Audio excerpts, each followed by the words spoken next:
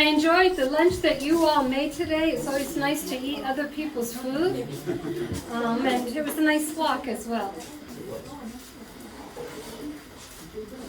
So why don't we have a word of prayer, and we're going to jump into this afternoon's presentation, which will be looking at how nutrition and lifestyle can help with depression and anxiety. So let's have a word of prayer to begin. Those who are able, you're welcome to kneel. Those who aren't able, that's okay. Don't feel bad. Our loving Father in heaven, I just thank you so much for your goodness. I thank you that Sabbath, that we can be here together. I thank you for the wonderful meal and nice walk, and now that we can come back and gather and learn about nutrition and lifestyle that can help with depression and anxiety. Father, I pray that you would help me give this information in a clear, easy, understandable way. And I pray for my dear friends that you would help them to be able to remember, apply, and share what they need to remember, apply, and share. And I pray for those who are on their way for safety, and for those who need to be on their way, I pray you impress their hearts. And I thank you in Jesus' name. Amen. Amen.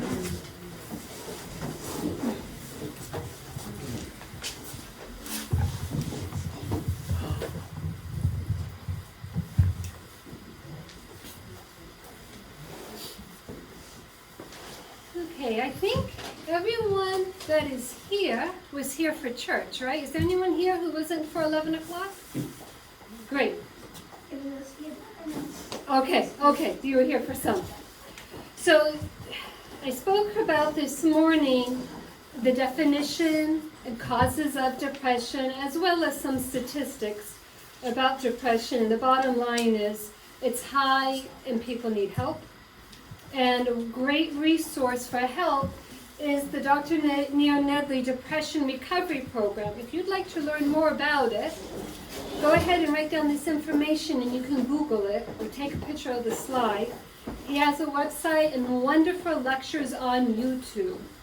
A lot of what I'm sharing is on his YouTube lectures, and I definitely quoted heavily from his book, Depression: The Way Out, and his workbook. They are great resources. As we spoke about upstairs, major depression is a constellation of symptoms. And these symptoms all point to the fact that there is an underlying problem that needs to be addressed. And the best way to help depression is to find out, okay, what are the causes of the depression? And then do a front-line battle against those causes. Now, those of you who came to the seminar this week, you know I like to give quizzes to see how much you all remember, retain, and what I might need to go over again. All good teachers do that. So, I mentioned that there are 10 hit categories, 4 of which, if you have, there's a good chance that you might be dealing with depression or anxiety. Who can remember some of those 10 hit categories? Raise your hand and I'll call on you. Okay, childhood trauma, which would be, I believe, the social hit, so it might be the upbringing hit. Childhood. Being a female. Oh, being a female, okay, Joe. There you go. Genetics. So genetics, gender, not exactly, but yeah, there are some female issues that men don't have to deal with, so count your blessings. So those issues would probably fit into developmental genetics. Okay, what's some others?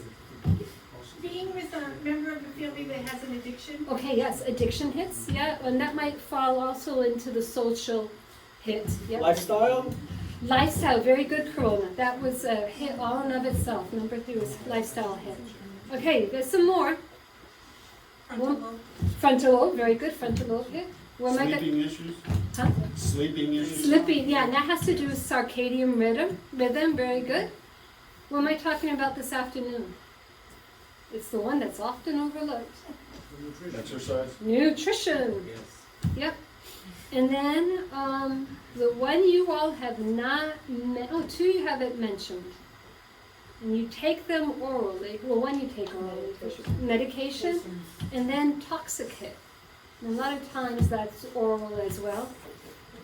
Okay, but it could be through the skin. So, out of these categories, 4 of them, if you have them, there is a chance, and you're experiencing those symptoms that we talked about. You might be depressed or have anxiety issues. Most of the time, when you're depressed, you know you're depressed. And when you have problems with anxiety, you know you have problems. But Dr. Nedley, he did speak about a patient that he had come into the office with his wife, fortunately, and he was having problems with headaches. And so Dr. Nedley's trying to find the cause of a headache instead of just giving him a Tylenol and telling him to call him in the morning. You want to find out, okay, what's wrong? And so he was trying different things, and then he said to him, have you noticed that you've been more irritable lately? He said, no. And his wife, standing behind him, is like, and he's like, wow. He said, you know, your wife seems to be disagreeing with you. And then she started listing situations where he lost it. And he's like, well, I guess you're right, I have been. And then he asked another question that he said, nah. And his wife's like, and it turned out this man was suffering from depression. And addressing that depression took care of the headaches and the other issues. So there may be a time when someone doesn't realize that what they're experiencing is depression. But myself, I have experienced depression. And I surely know when I'm depressed. And normally everyone else around me knows too, because you just see a change in the person. You notice. Okay, so those are the hits. And again, we're going to focus in on hit number 6, the nutrition. Spend most of our time on that this afternoon, and then we're going to touch on some lifestyle. Okay? And truly, the nutrition, the key is this. If you can heal the brain biochemistry, if you can help the brain biochemistry, the brain will get healed. It will help the brain a lot. Now, of course, if someone's had a brain injury, there's a different type of healing that needs to take place, but even still, always working on nutrition is a great foundation for whatever disease you're dealing with, including mental health. Often, this is overlooked. You're here, if you do some research, so many people who deal with anxiety and depression say, you know, I've never been spoken to about diet, which is a shame. There's a lot of great research out there that is pointing to foods that can definitely help. And this is exciting. Once a nutritional change is adopted, it takes 7 to 10 days to begin noticing a difference. And I can speak to that for experience. During this whole corona pandemic, I got really bad depressed. I had moved. My stepmother died of cancer, and it was a rapid cancer, and it was ugly. The hospital, the way she was taking care of everything, it wasn't an easy situation. I moved to be with Dad, and coronavirus happened. I wasn't working. You were isolated, and then having that genetic predisposition. And so I went through a rough time, and my good friend that works at Mayo Clinic in Minnesota said, Sherry, we're doing a depression recovery program, you should come. And in my head I'm thinking, I know all about this. I've helped conduct the seminars. I know about the diet, I know about exercise, this is nothing new. But you know, sometimes when you're down in that pit, you need that help and extra encouragement and support, and I ended up going. What was exciting about that program was the mayor of Rochester, the fire chief, HR, and another lady who worked with the fire department were attending the seminar because they were checking it out to see if they want to use it as a resource there for the city of Rochester, for the police and whatnot, first responders. And they were very excited about the program. So it was great going through the program with these city officials, and they were implementing the things and coming back sharing how one of the ladies who worked for the fire department said, I did not come into this looking to be a vegetarian, but I'm basically a vegetarian right now and I'm feeling great, more energy, etc. So that was my experience this past summer. And for me, after 2 weeks, it was like a light turned on. Being on that good diet, that exercise, the fresh air, the breathing, all of it put together. It took some time. But once it came together, I literally felt like a different person. Like I was in different skin.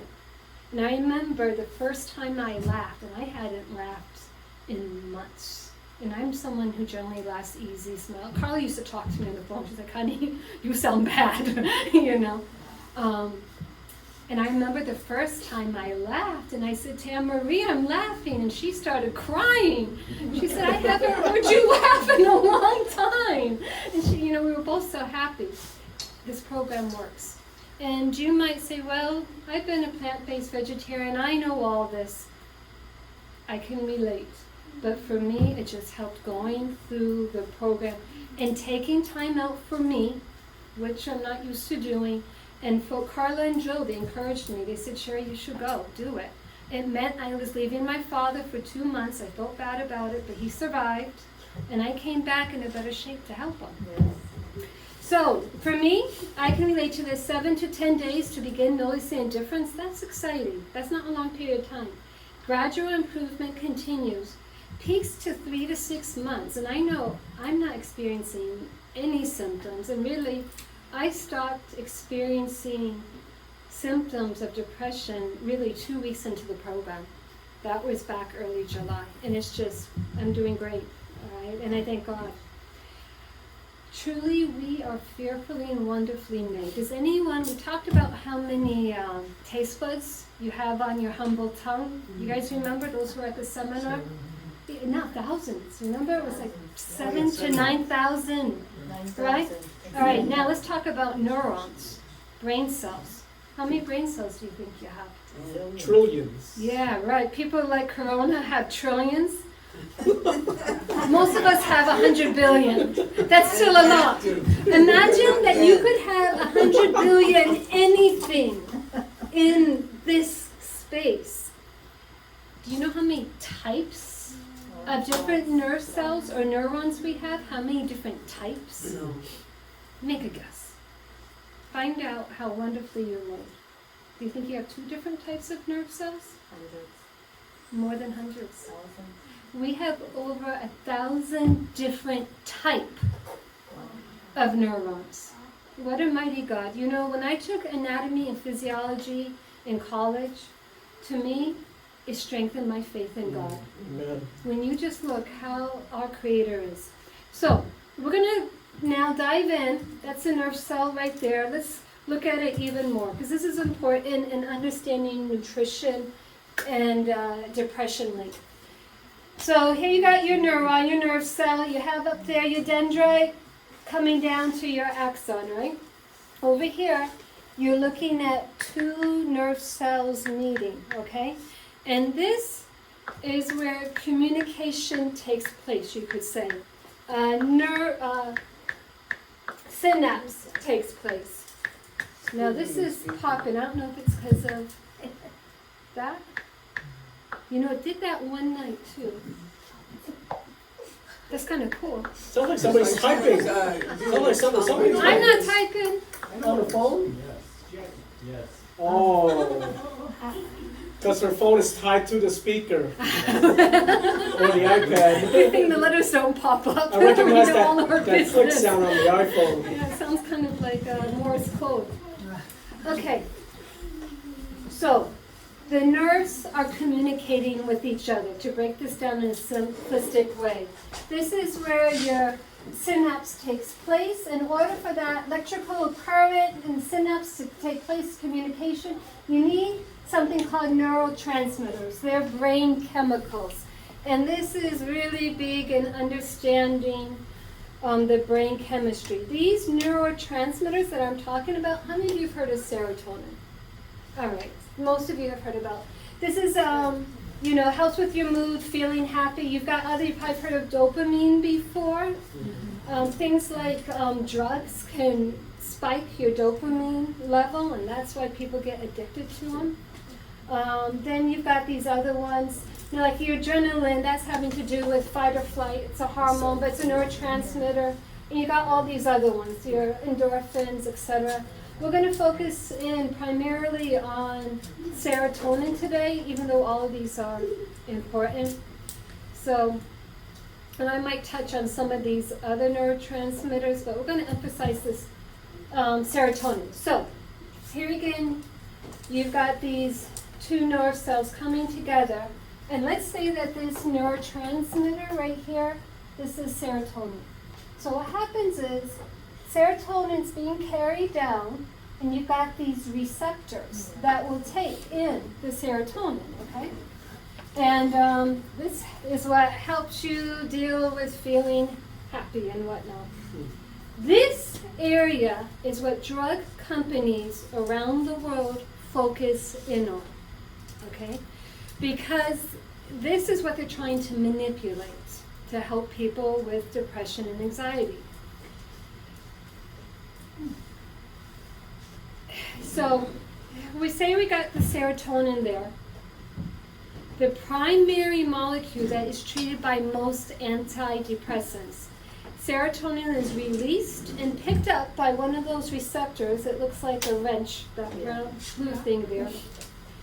And this is how communication occurs. But when there's a shortage of serotonin, the actual drugs are working on the sides, and they're come in, and these drugs, if you can think of them, they're like vacuum blockers, and they will block these receptors. And the reason for doing that is, the rationale is, I'll have more serotonin right here, and people will still be feeling good. But the problem is, you're just blocking.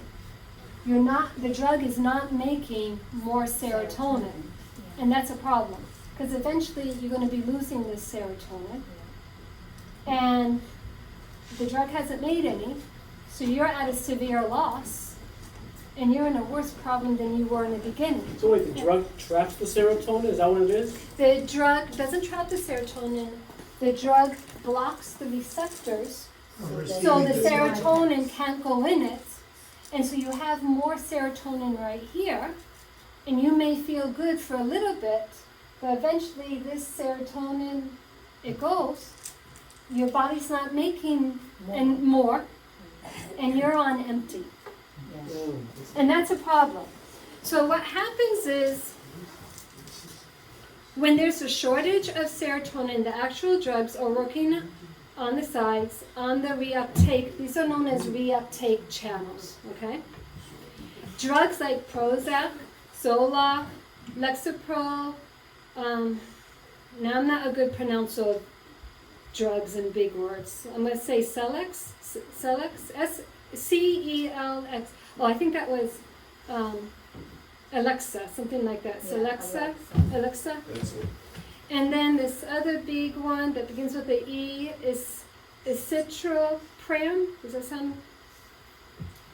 Anyways, it's a drug that is one of those SSRIs. These types of drugs, and drugs like I listened to his lecture like 5 times so I could learn how to pronounce it. It's okay. It's after lunch. Right, after lunch. Thank you. I don't know. Anyways, and then this Effexor. These come to the vacuum cleaners. We're going to call those ratchets vacuum cleaners, okay? And they plug these vacuum cleaners, which allows more serotonin to be in the synapse. But it doesn't take care of the underlying problem.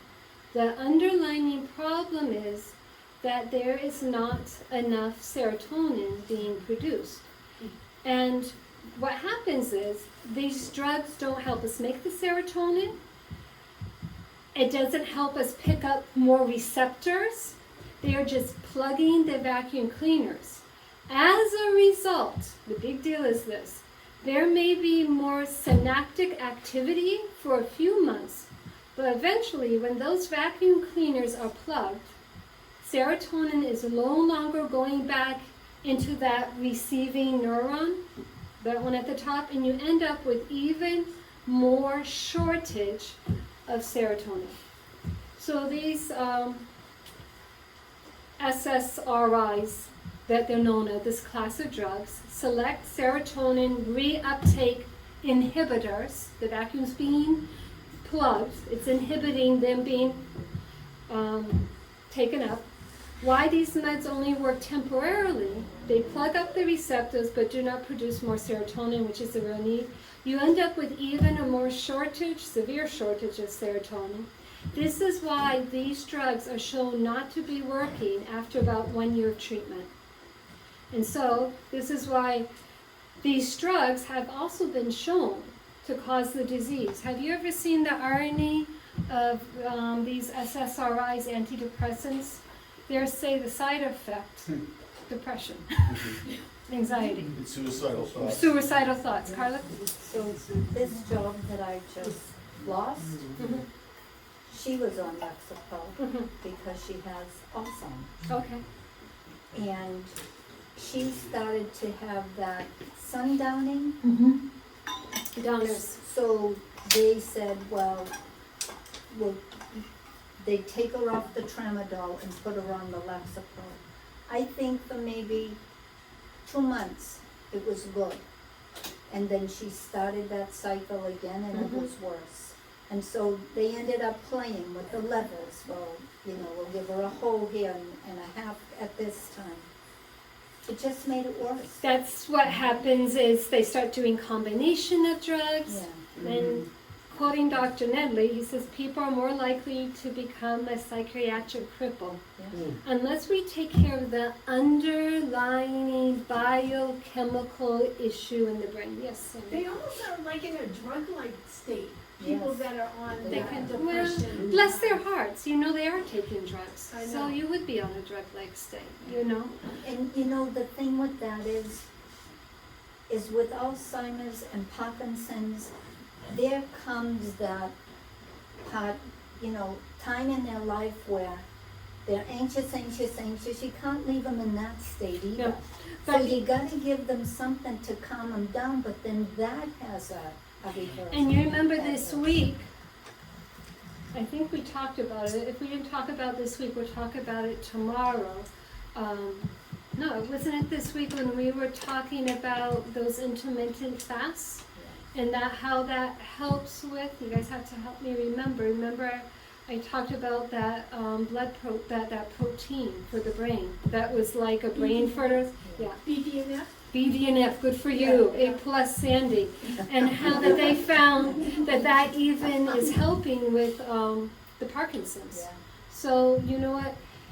The habits you make in your 20s and 30s is laying a foundation for the health that you're going to be getting in your 60s and 70s. And those of us who are middle-aged, there's, don't give up. And those who are older, our bodies are wonderful, even the mind, the way God has made it for help for reversal regeneration. So back to this issue with the synapse and all. There are other vacuum cleaner pluggers as well. There is norepinephrine vacuum cleaner pluggers, dopamine vacuum cleaner pluggers, working on the same way. Meds that will block it, but it's a temporary fix. You're not getting to the root problem. But none of these commonly used drugs are able to help us make up the deficient neurotransmitter or help us pick up receptors. Now here in this slide, what you're going to see, sorry. Here you've got normal cell is showing you a normal synapse where this communication is being taken place over here. All right, brain chemicals are carrying the message just from one brain cell to another neuron, all going well. Here, you can see Disconnect. we're having problems here. Imbalance of brain chemicals can change the way the brain communicates and affects the person's mood. So, the big $1 million question that we should be interested in, and the research is incredible right now, can you change your brain chemistry with something other than medication? That's what we want to find out, and that's the good news. And that's what we're going to be looking at today. I did these animations to keep us awake after lunch. And if you start falling asleep, we'll do our coconut stretch. So, these are the nutrients that we're going to touch on today as we have time. So let's jump in. Number one that you really want to know about, and that's why I'm starting with this one first.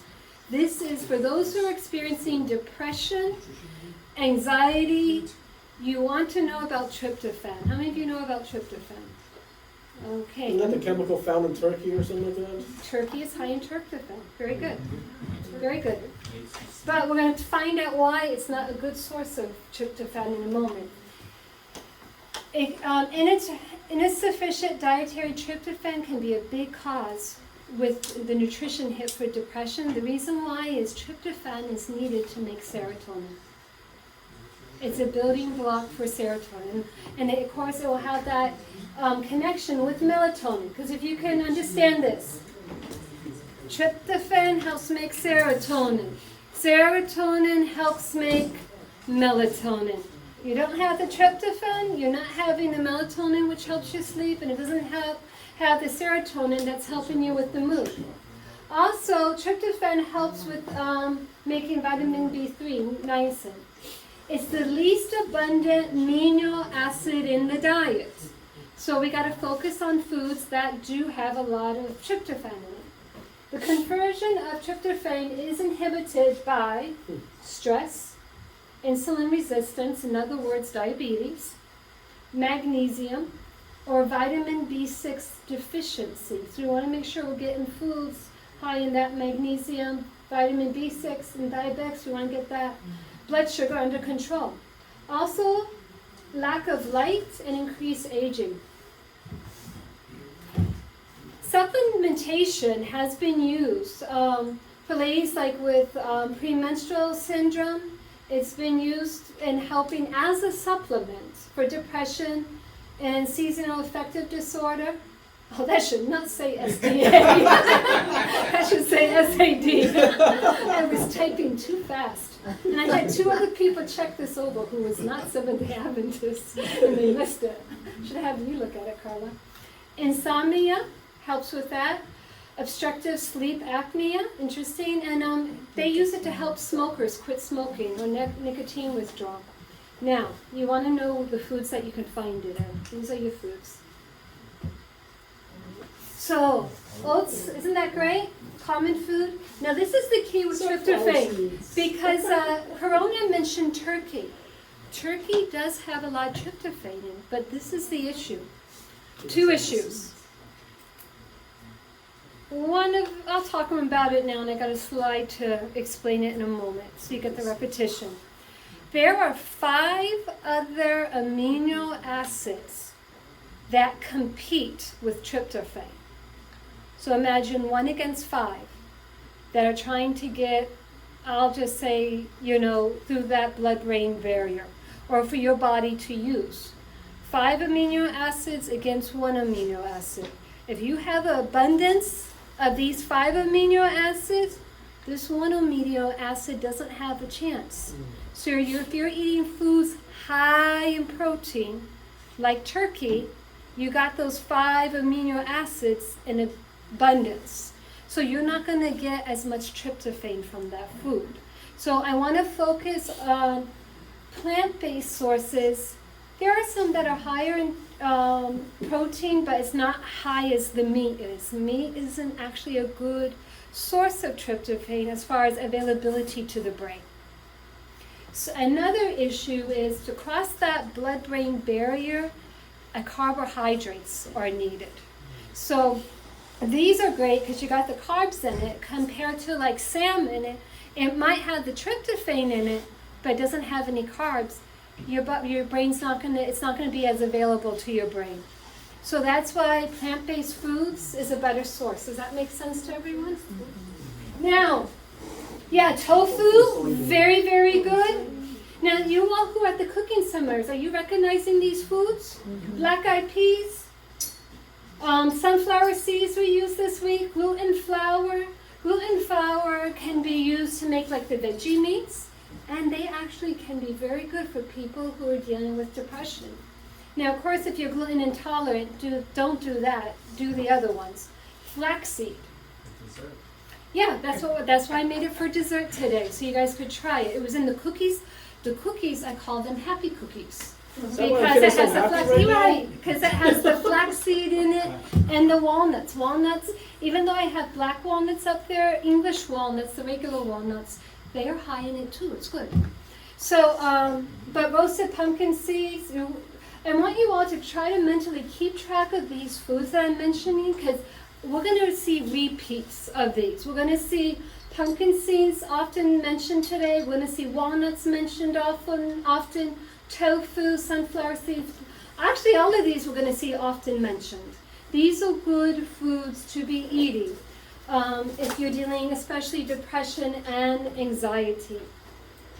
So this slide here is basically explaining what I just told you about the 5 competing amino acids and the benefits of eating a high carbohydrate diet and foods that are high in carbs, of course the right kind of complex carbohydrates that will help that tryptophan be more bioavailable to your body. And what this slide is showing you is the ratio of tryptophan to those 5 amino acids. So over here, because I've got a higher percentage of the amino acids, of the tryptophan, compared to a little bit lower amount, the tryptophan is winning with this one. These foods are especially good sources of tryptophan. Okay, does that make sense? All right, so that's one important amino acid, tryptophan. There's another important one you need to know about. And I didn't know about trypsin. I'm going to call it triosine. I don't know if I'm pronouncing it right. Triosine. And I didn't really learn about that until I went through this program. So this has been used to help reduce headaches as a supplement, deal with stress, fatigue, muscle aches, sleepiness, in studies compared to control group. Improvements were noted in mood and mental states, as far as happiness, mental clarity, hostility, intention, and cognitive tests. So if you want to do better in school, I'm going to show you some foods that are going to help you think better. Helpful with math skills. I might have been deficient when I was in high school, Algebra 2.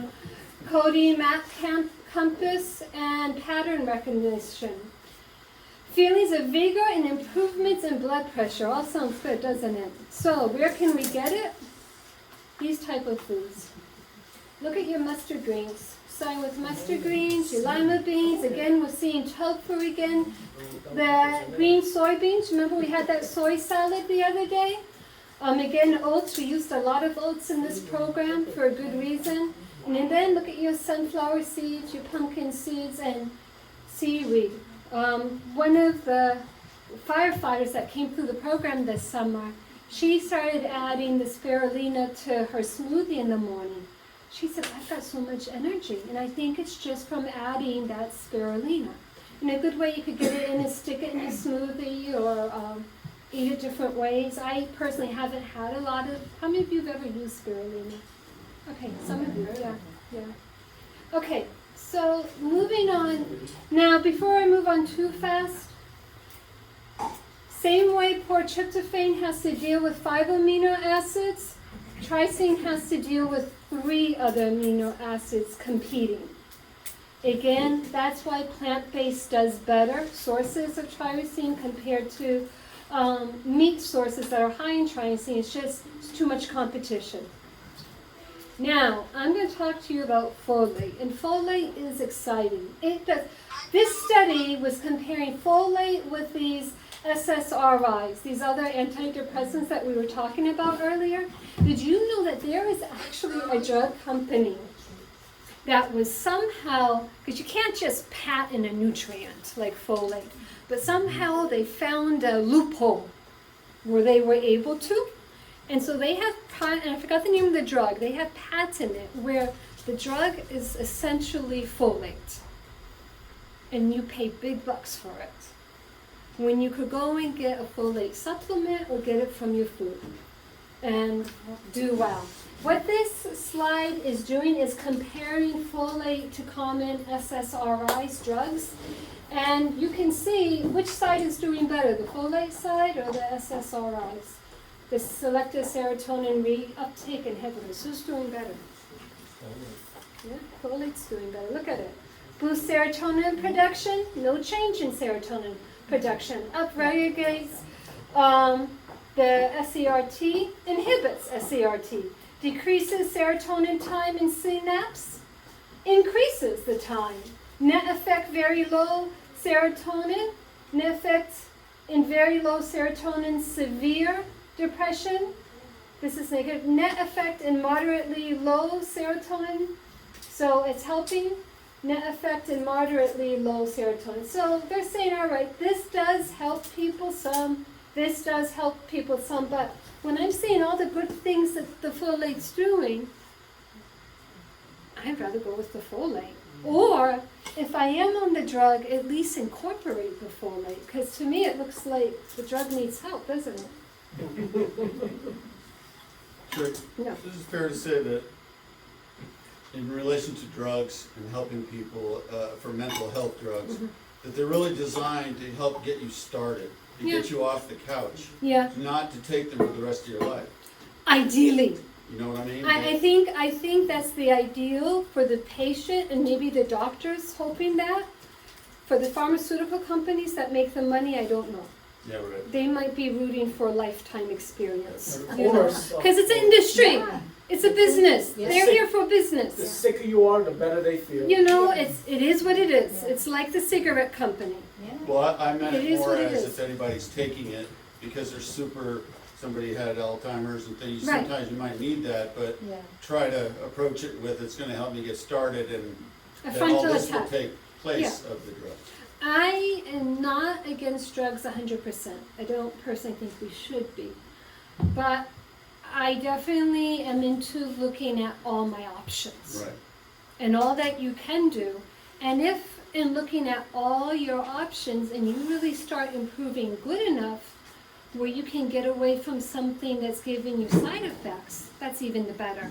But again, I want to emphasize, especially with your mental health drugs, your psychotropic drugs, you do not take yourself off the drugs. You do not regulate. You've got to be under a professional supervision. It can be dangerous.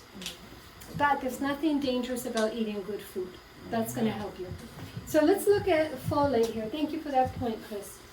Your foods that are rich in folate. Again, look at our greens. We need to get greens in our diets. More greens, the better. And then look at our beans, our pinto, black-eyed peas, black beans again. Asparagus, remember we had lentil soup this week? Again, for a good reason. It's good for you. Okay, omega-3. This is another showstopper. Super good for you. That's why I made the dessert that I did today, because those flaxseed bars is a great way of getting that omega-3 in you. That's found in flaxseed. Yeah, fun way. That's how I personally take in my flaxseed. So Dr. Neil Nedley recommends for people dealing with depression to have 3 tablespoons of flaxseed a day. It doesn't matter. So you can grind it up and sprinkle it and stuff. You can cook it in food, whatever. It's not going to be destroyed. It's a fatty No, I acid. said it's better when it's ground. Oh no, you got to have it. Your body will absorb it better ground Right. compared to a seed. It's too small anyway, you wouldn't absorb it. Yeah, using a coffee grinder or use a blender. Yeah. I'll get to you, Vinny, in a moment. For people dealing with manic depression or bipolar, 6 tablespoons.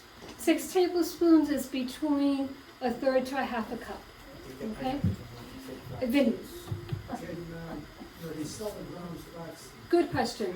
The thing about flaxseed is this. It goes rancid quickly. It's better for you to to get the whole flaxseed and grind it yourself, just because it really goes rancid quick, and you don't know how long it's been sitting on the shelf store. Now, I have heard in the past, they say, just, grind your flaxseed, but don't let it sit in your refrigerator more than 2 days. Because this concern about it so quickly, turning. I don't know if they have new research. I know for sure they've said with the flaxseed oil, it's better to get them in black bottles in a small amount because it goes quick and keep it refrigerated. Flaxseed, taking for depression, is better to do the flaxseed than the flaxseed oil. It's actually better for you. Okay, so all these wonderful benefits, and there's other foods we'll see in a moment that provide omega-3 fatty acids besides flaxseed. Flaxseed just has a high amount. But it's going to help with our frontal lobe, well-being, vigor, energy, improve reaction time, attention, test scores again for the students, good brain food, and improve mood. Other benefits, better control of thoughts and behavior, and look at that, less impulsivity. Whereas some of those mental health drugs actually increase impulsivity, and that's why they have that black box warning about suicide. Decreases anger in men with aggressive behavior. So ladies, give your men flaxseed bars. Help prevent major depression, anxiety in women with psychological distress. Decrease anger in men. Oh, did I write that twice? That's funny. I guess I feel like that's important. Repetition. There you go, Joe. Talking about us women. Clinical response of over 50%. Look at that. Clinical studies. Clinical response of over 50% in those with major depression or anxiety. And this is something that's easy that can be done. Just flaxseed alone. So again, you're aiming for 3,000 milligrams at the beginning of the day. Any additional omega-3 fatty acid throughout the day is bonus. So what does that look like? Here you go. Look at your 3 tablespoons of flaxseed. 6,000 odd. Yes, my friend. Flax seeds, all right. If I take every day from long time ago, flax Yeah, seed, there we go. like instead of Like a replacer? Like using... no, that is instead of eggs. Oh, yeah. But I take like Fiber. Oh, fiber. listen, if you have problems with constipation, flaxseed will take care of that. Flaxseed will also help lower cholesterol. Very good, very high in fiber. Chia seeds as well. Look at your chia seeds. You can make a chia seed pudding that was in your recipe handout this week. Over here, then over there. Would you take all 3 tablespoons at once? Yeah. Okay. Oh, Yeah, at the beginning of the day. You can All right, do it all at gotcha. once. What he recommends in this slide we saw earlier, take it at the beginning of the day, have more, it's bonus. It's not Right. going And to you hurt wouldn't do you. both the same day. You wouldn't do the chia and the flaxseed. You could do combine them if you wanted to Oh, combine. okay. I have made, because I was making this recipe, the flaxseed bars, and I was somewhere where all they had was ground flaxseed, but at Walmart they had a mix of whole flaxseed, chia seed, and something else in the mix, and it wasn't grounded. So I just grounded all of them, and I made those flaxseed bars with the chia seed mix, flaxseed, and I like that. Now my friend Ruth. Yes, I make a smoothie this morning with Yeah. flaxseed, chia, banana, Yeah. and blueberries. Very good, very good. Vinny? Joe? Well, in the previous slide, you said that it decreases men's Anger issues? anger Yeah. issues. Flaxseed actually inhibits testosterone. Oh, okay, that's the So issue. it may not be good for some men with those types of problems. I would do research in that because I haven't heard. Squishy, can you do me a favor? Can you get me some water, hun, from the back? So Go ahead, it might be better for men to do the chia seeds and the walnuts. if they have problems in the testosterone issue, Because it's flaxseed specific or omega fatty acid? specifically Flaxseed, flaxseed. okay, well, men, you got chia seed, walnut, Yes. hemp, that's all good, Wait, so what's soybeans. gonna happen if we take flaxseed? I haven't heard that concern, but Decreases testosterone. I don't want that now. I would do research. Joe might be right, but he might be wrong too. Carla? So the question was asked if hemp seed was marijuana. I've never gotten high. Doris?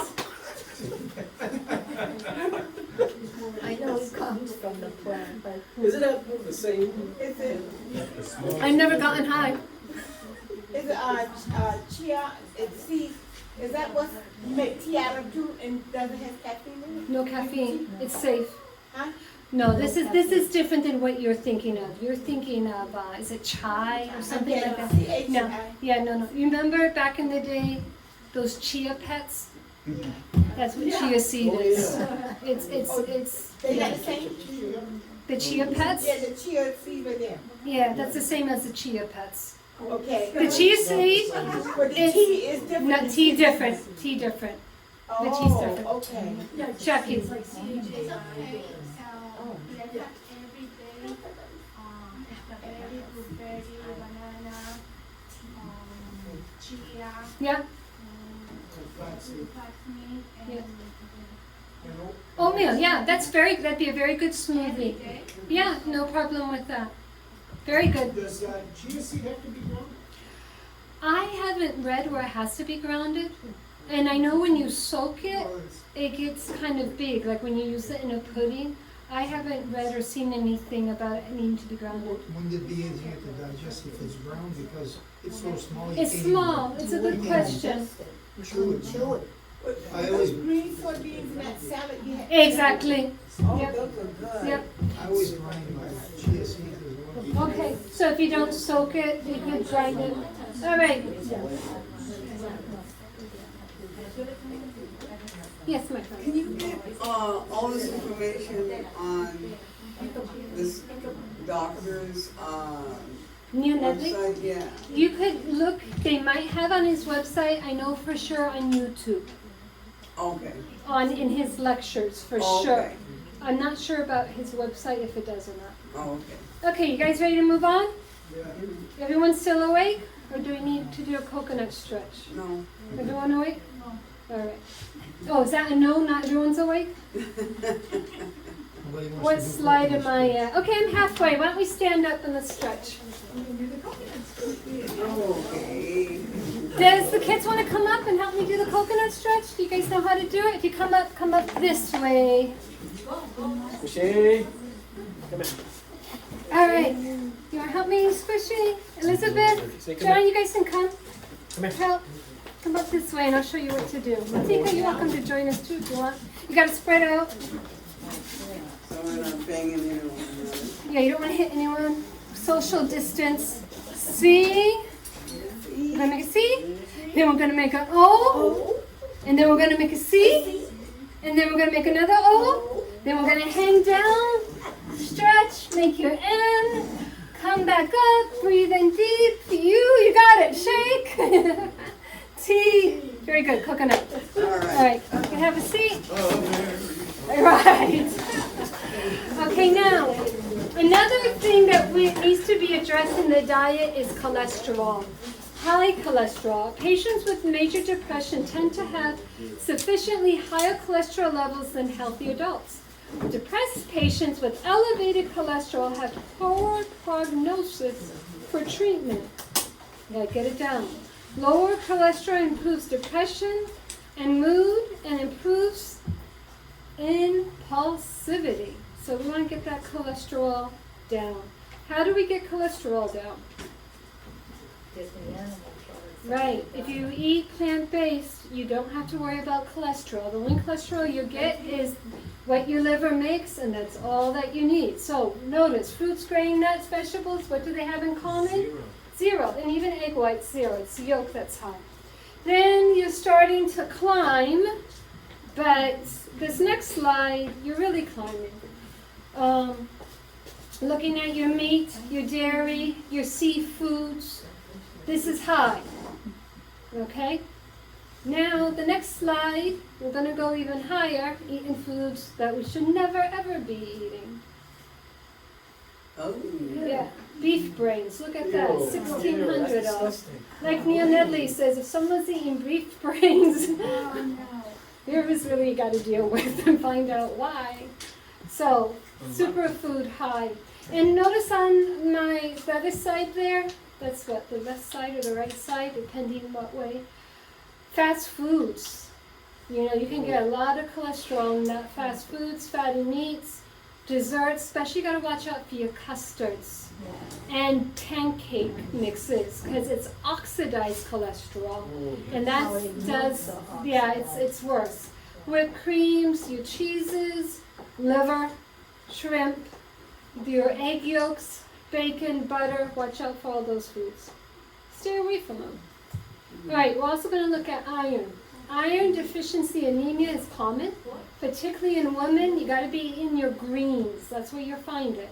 It's associated with apathy, depression, rapid fatigue when exercising. Essential for good athletic performance, again, for the students, and cognitive function. These neurotransmitters are iron dependent.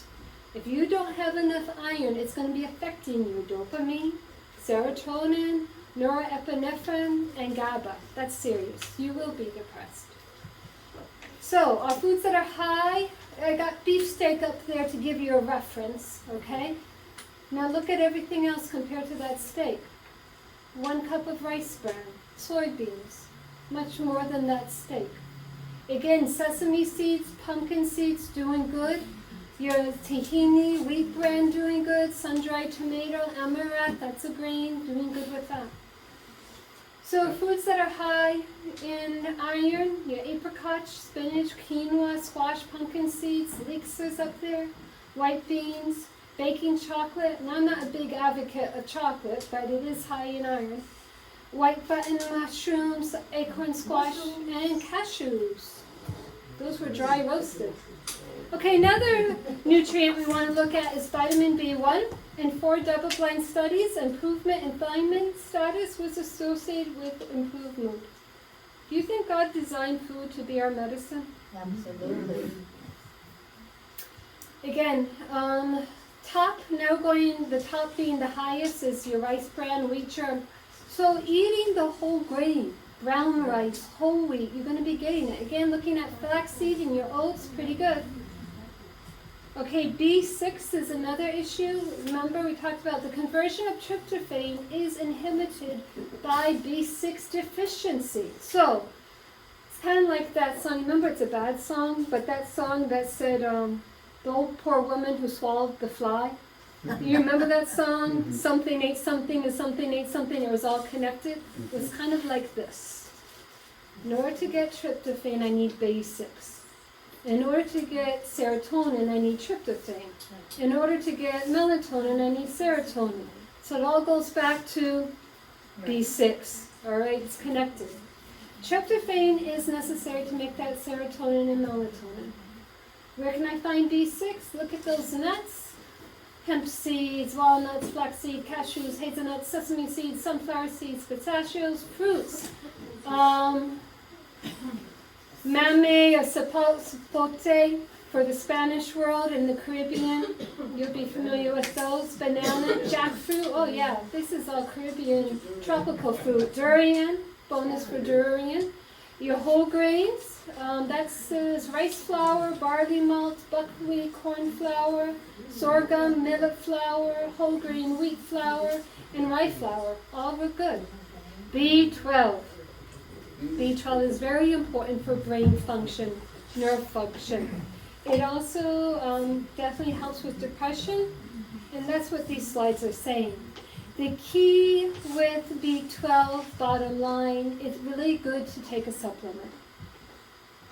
And this is, because it's fortified. So you can get B12 in plant-based foods because they fortify it, they add it.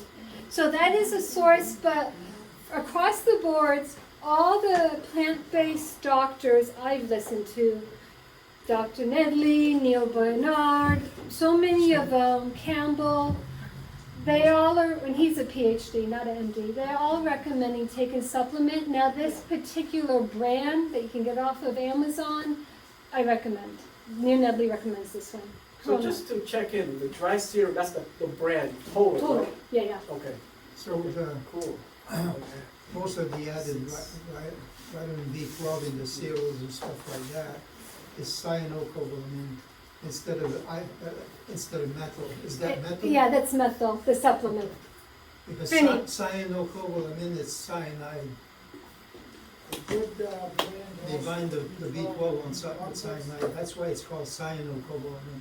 Yeah, So you want to so avoid the methyl, how they call it, methyl the tri- methylcobalamin. You know, Sister White talks about how they make these big words, and I'm totally into that. I don't know why they keep it simple, but the one in the purple bottle is the good B12 to get. That's the Another methyl. good one that we use is Metafood. Okay. It's totally plant-based, Mhm. and you get either B complex or B12. The key with your B12 vitamin, you want to get the one that is sublingual, that is like a lozenge that melts in your mouth. That will be more readily absorbed. Okay. All right, moving on. Let's look at choline and betaine. I don't know if I'm pronouncing that right. And I learned about these in going through the program. It's an essential nutrient, improves memory and focus, critical for the manufacture of acetylcholine, another neurotransmitter. It's a chemical found in the body and foods. Betaine, I don't know if I'm saying that right, betaine. Betaine lowers homocysteine, has been shown to have an antidepressant-like effect. And I have a study down there that talks about it that was published in pharmacology publication. All right, where can we find these foods? What I got is foods that have a good source of both choline and betaine in it. So quinoa has a good amount of the two. So you see the sum of both on that end. Your spinach again, soy flour, beets, soybeans. You see I'm repeating some of these often. Whole grain wheat, barley, flour or meal, and then flaxseed again. They're in everything, huh? Very good. Magnesium association. Now, when I was going through a depressive time, I had an issue where I wasn't sleeping good, and then I was having a time when I was sleeping too much. And when I was having problems with insomnia, magnesium really helped me. And I started taking a magnesium supplement. And the first day I took it, I slept that night. And I don't think it was a placebo effect. I really think it helped. So eating foods that are high in magnesium can be very good. Plays a role with enzymes, hormones, those neurotransmitters in mood regulation. In low magnesium states, high levels of calcium and glutamate may deregulate synaptic function, resulting in depression. That's why it's good to get a lot of magnesium. And foods that are high in magnesium, pumpkin seeds again. Notice pumpkin seeds really is a great food. Spinach, Swiss chard, again, those green soybeans, edamame, pine nuts, sesame seeds, quinoa, black beans, spirulina, hazelnuts, macadamia nuts, hemp seeds, cashews, sunflower seeds, native beans, wheat, bran, almonds, oats, peanuts, kidney beans, walnuts, and black-eyed peas. Really good. Okay, so now we're going to just spend a few minutes going outside of nutrition, and we're going to look at lifestyle. Lifestyle keys that can help you. Bright light therapy. Now, especially here in New England where the winters are darker, you might consider getting a light box. You can look them up on the internet. What a light box is, it actually will help with serotonin and melatonin production. And it's this light that you have it at the corner of your eye. You only need it for 30 minutes, and they recommend it upon rising. So maybe like in the morning when you're reading your Bible, you can have that light on. And they also have a blue light that's really good. Look it up on the internet, you can find them. But if you're having problems with depression, and this is also really good for people who travel and have to deal with jet lag. This can help with jet lag. If like a week or so before you're traveling, saying you're going to Cambodia and you got a massive time difference, doing the bright light therapy ahead of time can help you deal with jet lag better. All right, the next one is, I will say, a homework assignment that Carla's going to follow up on. It's a 2-week assignment. The challenge is to say nothing negative for 2 weeks. Wow. And if you do, you have to start all over again. I did this with my college students at Wachita, and they're like, Miss Sherry, we never realized how negative. And it will help you analyze your thoughts, and you guys can keep each other accountable. This is very good for fellowship dinner, walk, and even Sabbath school. Nothing negative about any leadership, national or religious. Nothing negative for 2 weeks. You can always, if you have nothing good to say nothing at all. Or you can point out the positive. Nothing negative. Now, you might find yourself starting over again the first hour, like I have. But the goal is to get 2 weeks. And we had to do this during the Depression recovery. Nothing negative for 2 weeks. Not even that thought, right? Well, that's what we're aiming for. Now, the fire chief said, no, was it the fire chief that said this? Or one of the other people at the thing said, yeah, the fire chief said, this is going to be hard. But one of the ladies said, what if you're having to evaluate someone? What the director said is, do that in 2 weeks. But try it. Do the challenge. Keep each other accountable. Vinny. I heard of somebody who did that. Yep. It was a family. Uh-huh. And the siblings did that. They had to start so many times over. Mm-hmm. All right? That it got to the point Who would have that those they people? had to stop. Because there's so much, there could be, even if you don't mean it, there's so much negativity in us. That just comes out, we may not even think about it. Right. So we need to do it. We can't be negative about this activity. You're going to do it. I would encourage you because it really does. So that says helps. avoid negative thinking, but we can tell one another what. I know, but out of the abundance of the heart, The mouth. the mouth speaks. What about the Lord looks? that's gonna help you. You have a negative look. Expressions. Cam's got a good point. It's the Lord who can bring every thought into the captivity of Christ. And whatsoever things are pure, true. You know that whole Philippians 4:8? It's not only a good filter for thoughts, it's a good filter for words. So, 2-week challenge. If you can do it for 2 weeks, maybe you can do it for 3 weeks. Yes, Maybe you can do it for Sandy, you're on it, my friend. Very good. So that's your homework. And I will be calling and asking Carla, so how is the Salem Church doing, and friends? And she's going to give me a positive response. What if I'm the biggest culprit? Yeah. At the end of the captivity, there will be captivity. At the end of the activity, there will be growth. Okay. Another important, sorry. If somebody calls me negative, I take it pretty good. You know what I mean? Great peace that day, that love thy law, nothing shall offend Oh, me. that's a good So I verse. mean, so if somebody goes negative at me, you're right. I You're remember a peacemaker. when the ladies driving said, at the seminar, she said, this would be so much easier if I didn't drive. But I can do all things through Christ, Joe. You should have said, you gotta walk more. Yeah, right, and that will help with depression too, right? Very good. All right, what is key too for depression, anxiety is getting the right kind of sleep. 7 to 8 hours, ideally hours before midnight are better. More hours before midnight, the better. All right, daily spiritual exercise is part of the program. He recommends reading a chapter a day in the book of Proverbs. And because there's 31 chapters, you can correlate it with the days of the month. So today's date is what? Are we on the 13th or 14th? 13th. So I would be reading Proverbs 13 today. The reason why Proverbs is picked out is because to understand a proverb takes analytical thinking that's engaging your frontal lobe, so it's good. Also, Psalms is good as well. Another thing that was recommended that we did was keeping a journal, a gratitude journal. I still do this. I make it a point at the end of the day or the beginning of the day, I write down 5 things I'm thankful for. If I do it at the beginning of the day, it's from the day before. 5 things that I'm thankful for that happened that day. And many times my list goes longer than 5.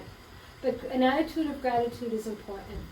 Regular physical exercise, 30 minutes, 6 times a week. Now, it's good. I am not someone who jogs and runs, but I am someone who will walk for an hour. And that's what I personally do.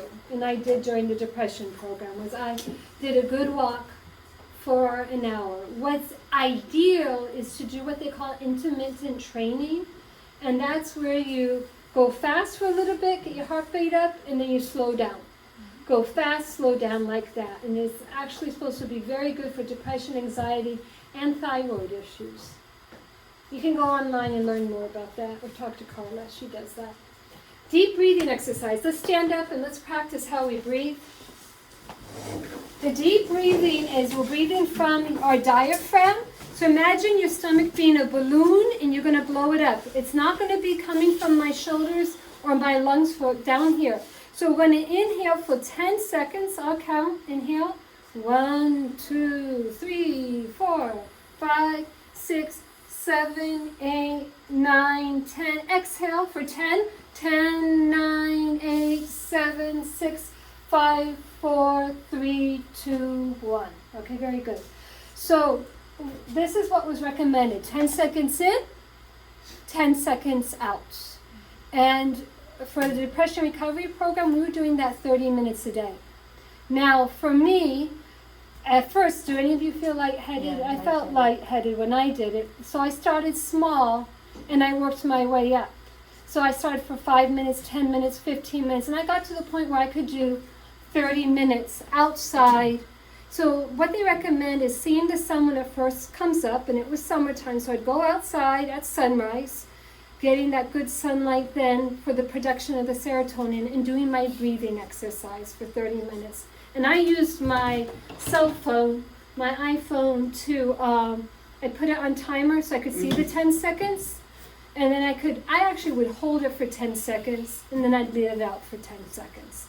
Okay, you can take a seat. Corona. I just want to share this. I know you mentioned Proverbs, but one of my, on my to-do list for scripture memorization is Psalms 130. Take a look at Psalms 130. Okay. It's good to memorize this chapter. It's a short chapter, but it's a very good chapter.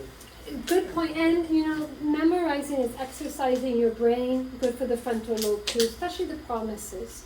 When you're going through depressive time, any time, but learning the promises of God. Okay, now what I was talking about earlier, classical music therapy. Studies have shown it's a specific type of classical music. It's from the Baroque time period. So Baroque, I'm talking about Bach. And he used to sign his music to the glory of God. Yes. Now there's other composers too. This is me personally. Now I don't want to listen to music that was inspired by someone who wasn't like a real Christian, because I figure, well, who's inspiring them?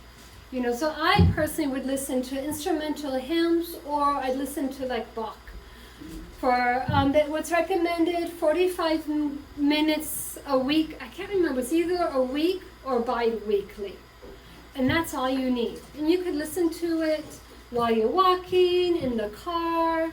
Very good for the brain. Okay, so I mentioned we actually had scorecards. It was encouraged for us to journal. So we had these scorecards. This side was blank, and I would fill in the time I did these things, how long I did them, and it just helped me stay on track of staying on the program. Very good to do. And then, of course, it was recommended for us to do all this for 5 months to get the full effect. Do it for 5 months. After those 5 months, you don't necessarily have to do all of these. Some you're going to want to do, like your sleep. But some of the others may not be as important, but when you're dealing with depression and anxiety, doing all of these for 5 months, you're going to get tremendous results. Which essentially, yeah. I'm sorry, I heard that to find your diaphragm, you lay down, and if you breathe that way, that's how you can find your diaphragm. Right. And when it goes up, like a balloon going up, like when a baby's breathing, you see the stomach going up, that's when you know when you're breathing deep, you're breathing the right way. It's not shallow breaths from up here. So basically, again, you know, it's just amazing. This whole week when we've been talking about diabetes, heart disease, tomorrow with cancer, today with depression, we're following the 8 laws of health. Yeah, I can go back. Here you go. And I actually got this from the workbook that we use. It's showing you an example of a schedule that someone did on a Sunday, and then they wrote down what they did that Monday. Okay. So it's implementing God's plan. Godly trust, open air, daily exercise, sunshine, proper rest, lots of water, always temperate, good nutrition. It works. All right, some other lifestyle treatments that are good for depression, social support. And we talked about this week with the blue zones, like how in Japan they had their Moi group.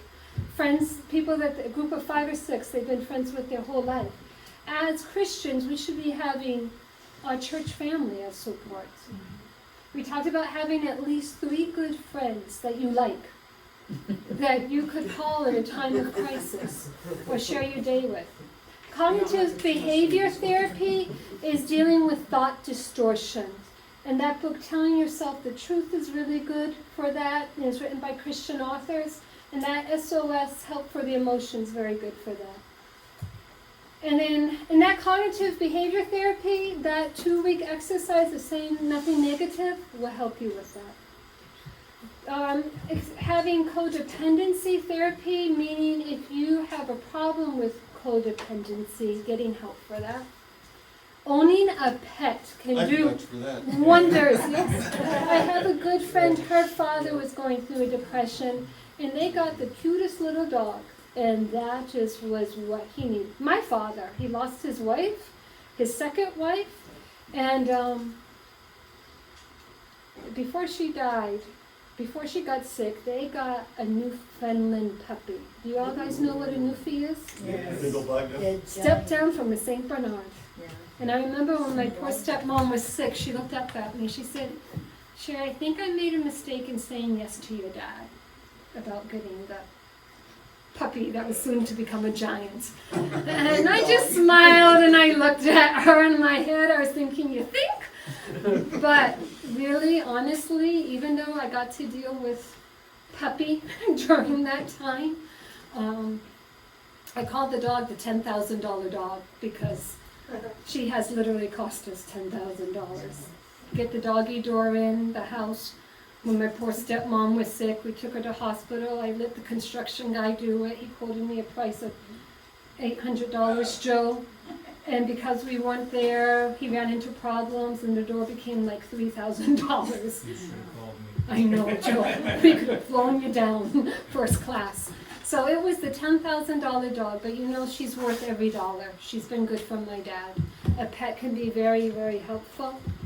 Hydrotherapy, what they recommend is taking a shower every day where you're doing 3 minutes hot, or they might even say 5 minutes hot. 3 to 5 minutes hot, I think it's 3 minutes hot, and 1 minute cold. Do that back and forth 5 times. It helps improve your circulation, but it also helps with your nervous system. So very good. Now, with the 10-day residential program, they actually don't do a shower, but they actually do a hot tub with hot water, I forgot the temperature, and a cold tub that you actually get in. Yeah, and it does really good for the people. Yeah, shock therapy, right? But and when I was in North Carolina before I came here, and I was getting kind of sick, and you know when you get sick, you're always scared it's COVID. So I started they had a hot tub. So I'd get in the hot tub, and then I'd get in the cold, they had a cold shower, you know, because when you're at the beach, a shower so I'd get into the shower, go back into the hot tub, and I felt so good. And it just brought stuff up out of my lungs. But it's also good for depression and anxiety. And then finally, stress control measures. For me, stress control is taking a bath. A long, nice, warm, hot bath. I do that every night. Carla can attest. After the program, I sit in the tub for about an hour. And that's how I unwind, decompress, and you sleep good. Walking is really good for stress. Good friends is good for stress. You know, the pets is good for stress. Whatever works for you, that's helpful. Praying is good for stress. Claiming the Bible promises. I see that time and time again when I get nervous about what I gotta do tomorrow. I get into the Bible. It goes away. Yep. Yeah. Go to sleep, I'll worry about it. Amen. Amen. Laid at Jesus' feet. Amen. So 4 steps to a happier life Neil Nedley had, and I like these steps. Well, he had 3 steps. I added 1. First, analyze your life. Take a toll where you're at, how things are going. It's good to ponder the path of your feet. Then having a desire to change. Just having a desire doesn't mean you have the ability, but the desire. God can work with that. Amen. And you can even pray, Lord, help me to be willing to change. Amen. And then the courage to embark on a new plan for your life. For me, it took courage to go to Minnesota, a bit of courage, and then to make the changes that need to be made. And then finally, this is the 4th thing to me, that's the key ingredient, asking God for help. Absolutely. Yeah. So in closing, I want to encourage you all about the depression, anxiety recovery programs on the internet, on Neil Nedley's website, Neil Nedley website, and on my, you can Google his name and you'll find his website. They'll show you maps of the United States where these depression recovery programs are running. Whenever you do a program, you need to register with them. So that way people can know, hey, in Nashua, New Hampshire, they're doing, or Salem, New Hampshire, they're doing a depression recovery program, the 8-week program. Also, there's a 10-day residential program that's very, very good. It is going to cost, but it's a good investment. And some insurances are now starting to pick it up because they realize the benefit. If you help someone overcome depression, you're going to actually save money in healthcare bills for them. So, yeah, I was just listening to Neil Nedley, him saying that insurance companies are now actually coming to their place and considering helping people. One doctor paid for his patient, non-Adventist doctor, paid for his patient to go through the 10-day program. I said, God bless him. Now, I want to encourage you as a church. You could take this training and host one of these programs. And I can tell you, just from today, I know this is a felt need. And there are people in this area who could use this program. You know, starting into the new year, once the weather gets a little better for driving, that could be a good time to do it. The end of summer, fall, that's another good time to do it before the holidays. I want you to really consider having some people go through this training so you guys can do the program. Here in Massachusetts, it is a big need.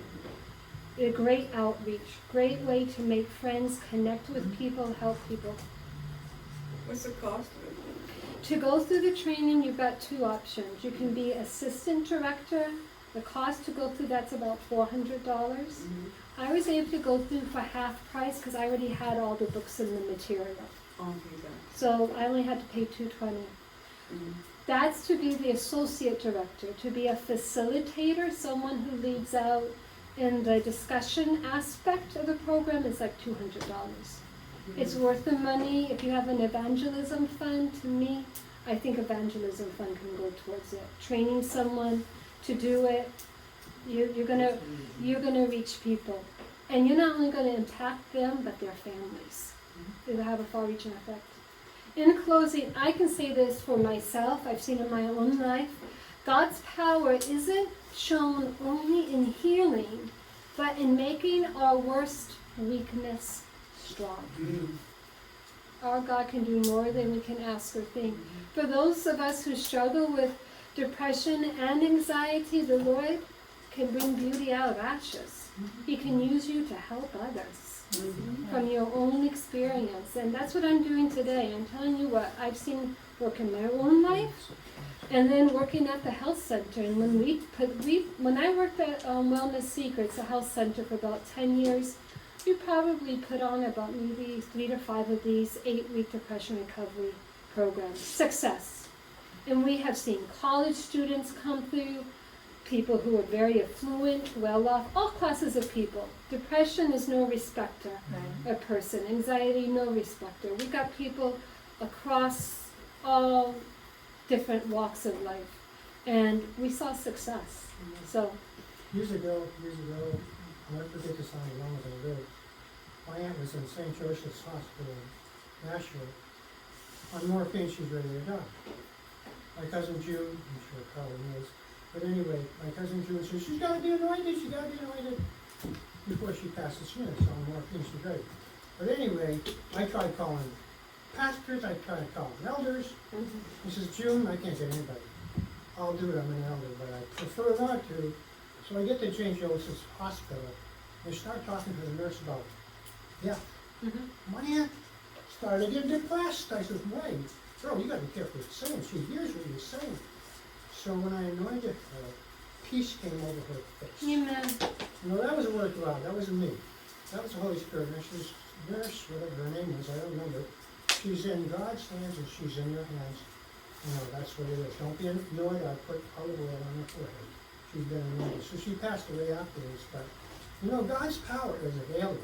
All Amen. power is available to each one of us. Amen. And we have to, you know, take it by his power and his strength. And I was shocked because Aunt Olive got depressed when I started talking death. Her face got long. Oh no! I gotta be careful what I'm saying. She's got morphine. She hears what I'm saying, but when I anointed her, her face radiated up. I kid you not. Amen. And she was ready to go. Amen. Beautiful That was the power testimony. of God. I prayed with you. Yeah, beautiful testimony.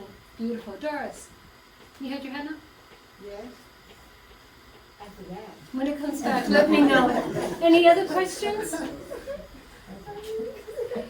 Classic. God's power is available. His remedies are available. But if we don't take hold of them or let people know about them, so we want to take hold and we want to share. I was thinking about today during Sabbath school. That's another calling of the Seventh-day Adventist Church. Part of the Three Angels message is that right arm. Part of our calling is to share this health message to a dying, sick, depressed world. There will be people that will turn and look at us and say, why didn't you tell us? I don't want to hear that. You know, I would feel horrible if someone I knew said, sure, you knew this, you didn't share this with me. So let's give a loud cry and share all that we know. Joe?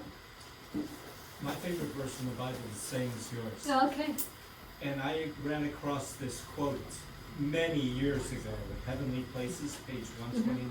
Goes along with it. God will more than fulfill the highest expectations of those who put their trust in Him. He desires us to remember that when we are humble and contrite, we stand where He can and will manifest Himself to us.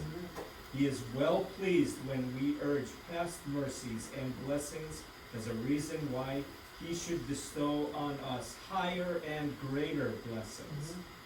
He is honored when we love Him and bear testimony to the genuineness of our love by keeping His commandments. Amen. It's a good closing Sabbath thought. Thank you, Joe. And on that note, Vinny, will you close us out? It's past Sabbath. And, yeah, you got it, Doris? Yes.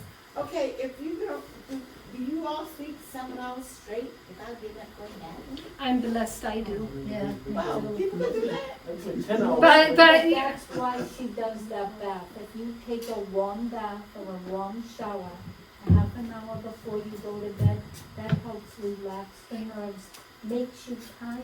And when is the last time you drink water? right, Doris, I'm blessed with a wonderful bladder. Not everyone can do that, especially as you're getting older. You know, so you just do the best you can. If you have to get up at night. And one thing Nedley suggests is if you're having a hard time falling back asleep, try to stay in the same position for 15 minutes. don't like toss or turn. But try staying in the same position 15 minutes. If that doesn't work, move to a new position. Try staying that 15 minutes. He said generally, for sure by the third time, people have gone back to sleep. So if I'm not getting enough sleep, that could cause me to have headaches? Oh, for sure. And not getting enough water. If you need to take a nap during the day, do that. I am someone who needs a nap. I do best on a nap. And I like to take a nap before lunch, not after. And I take cat naps. I can take like a 10-minute nap, 15-minute nap, and it recharges me, and I'm good to go. Yeah, I wish I yeah, could do that. yeah. If I take a nap, it has to be at least 2-hour blocks. Yeah, I hear you. See, I just get a little recharge the battery. Earl? One of my favorites is Ministry of Healing, Christ's method alone. He mingled with people, and he says, I won their conquest, and met their needs. Right, Depression And Recovery what Seminar. did he say? Follow me. Right, so that Depression Recovery Seminar fits that blueprint of evangelism. Vinny, will you close us out and end the Sabbath?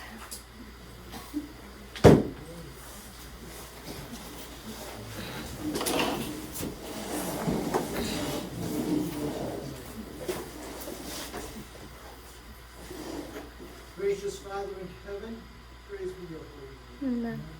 We thank you, Lord, for this Sabbath day, for the things that we have learned, our mental health, the things that will help us, Lord, to have better moods, to be the happy people you want us to be. Father, thank you so much.